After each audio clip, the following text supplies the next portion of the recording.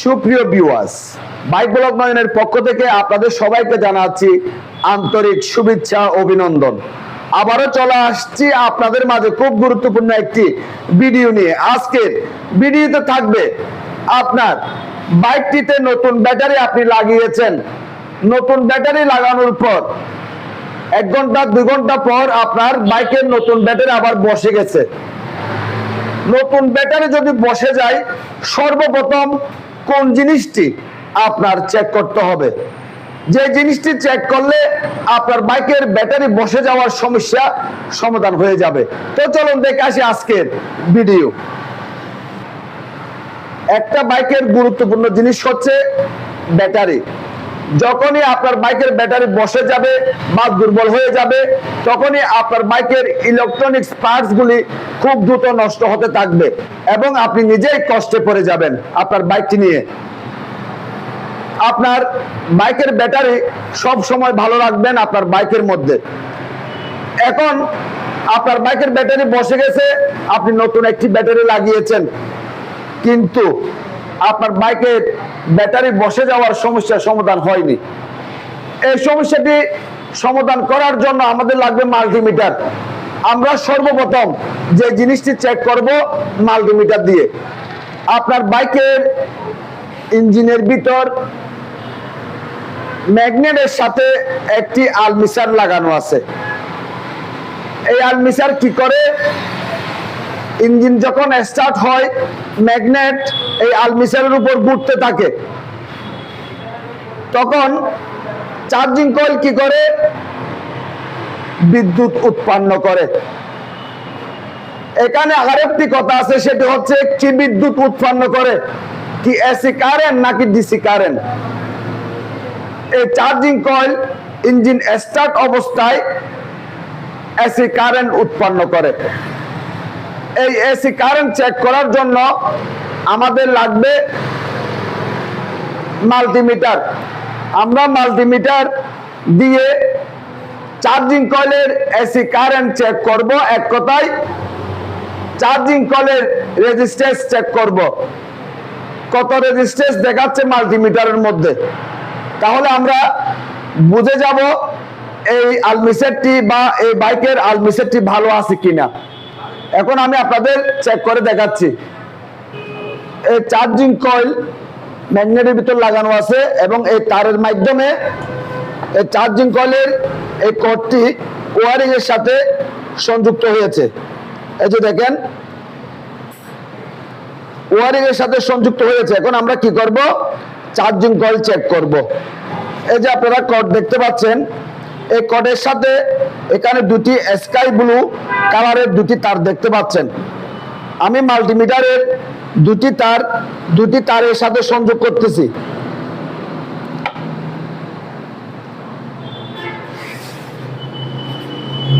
মাল্টিমিটারের দুটি তার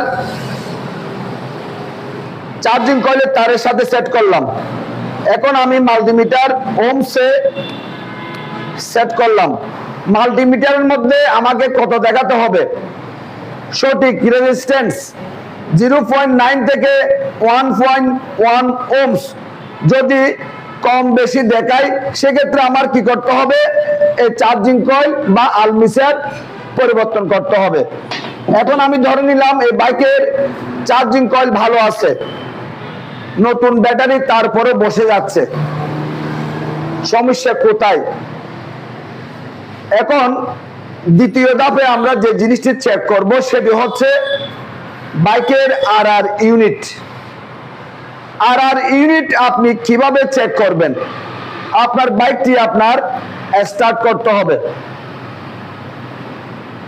আমি বাইকটি স্টার্ট করলাম। স্টার্ট করার পর আমার লাগবে আবার মাল্টিমিটার। মাল্টিমিটার দিয়ে আমি কি করব? আরআর ইউনিট ভালো আছে কিনা এই বিষয়টি চেক করব।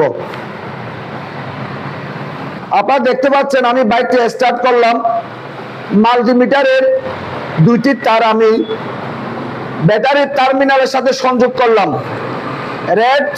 রেডের সাথে, ব্ল্যাকের সাথে সংযোগ করলাম। মাল্টিমিটার বোল্টসে সেট করলাম। হালকা একটু আরপিএম দিবেন। আরপিএম দেওয়ার পর মাল্টিমিটারে কত দেখাচ্ছে? 14.22 এরকম দেখাচ্ছে। আবার টোটাল যখন ছেড়ে দিবেন তখন কত দেখাচ্ছে?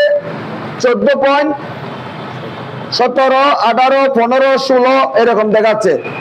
সেক্ষেত্রে আমি ধরে নিব এই বাইকের চার্জিং কয়েল ভালো আছে। যখনই আপনি মাল্টিমিটারের মধ্যে দেখতে পাবেন ব্যাটারি চেক করার সময় আপনার বাইকের ব্যাটারিতে 14 পয়েন্টের নিচে ভোল্টেজ দেখাচ্ছে, 11 পয়েন্টে দেখাচ্ছে, এরকম কম দেখাচ্ছে। 14 পয়েন্টের নিচে যদি দেখায় সেক্ষেত্রে আপনার বাইকের ব্যাটারি বসে যাবে, আপনার বাইকের আর ইউনিট দুর্বল। আর যদি ওভার ভোল্টেজ সাপ্লাই করে সেক্ষেত্রে মাল্টিমিটারের মধ্যে আপনি দেখতে পাবেন 14.55 এর উপরে ব্যাটারির মধ্যে কারেন্ট ঢুকতে থাকবে। তখন আপনার বাইকের ব্যাটারির কি অবস্থা হবে? ওভার ভোল্টেজ যখন সাপ্লাই করবে তখন আপনার বাইকের ব্যাটারি ফুলে যাবে বা ফেটে যাবে। সেজন্য আপনাদের করণীয় হচ্ছে প্রতি মাসে একবার আপনার বাইকের চার্জিং কয়েল চেক করাবেন, আর ইউনিট চেক করাবেন, ব্যাটারির ভোল্টেজ চেক করাবেন। আপনার বাইকের ব্যাটারির ভোল্টেজ যদি কমে যায়, ধরেন ডাই ব্যাটারি, যদি ডাই ব্যাটারি হয় সেক্ষেত্রে 13+ ভোল্টেজ ব্যাটারিতে থাকতে হবে।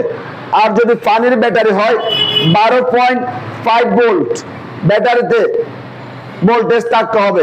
সেক্ষেত্রে আপনার বাইকের ব্যাটারি স্ট্রং।